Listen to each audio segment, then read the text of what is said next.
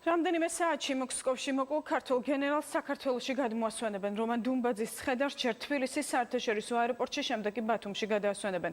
დუმბაძე მოსკოვში 21 მაისს მოკლეს. გავრცელებული ინფორმაციას, რომ მკვლელობის წინ ის უცნობ ქალბატონთან ერთად იმყოფებოდა, მისი ძმა ქრონიკასთან საუბარში კატეგორიულად უარყოფს. გადმოსვენებამდე მოსკოვში დუმბაძის პანაშვიდი გაიმართა, რომელზეც გენერალი ვიაჩესლავ ბორისოვიც იმყოფებოდა. ბორისოვი 2008 წლის აგვისტოს ომში რუსეთის საჯარისო ნაწილებს ხელმძღვანელობდა. სწორედ ბორისოვის უშუალო მონაწილეობით სამშობლოს ღალატისთვის მსჯავრდებული დუმბაძე ქართულ ტყვეებზე გაცვალეს. რომან დუმბაძის მკვლელობის მიზეზად ასლან აბაშიძის გარემოცვას შორის დაპირისპირებას ასახელებენ, რომელშიც კანონიერი ქურდები დედ ხასანი და ტარიელ ხონიანიც იყვნენ ჩართულები.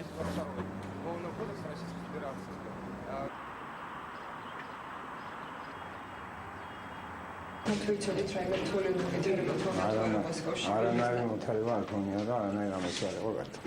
არა ხო? აი რა შეიძლება გაფრთხილიყო მიზეზი რა ვერგეთ, მაგას გამოძიება დამის.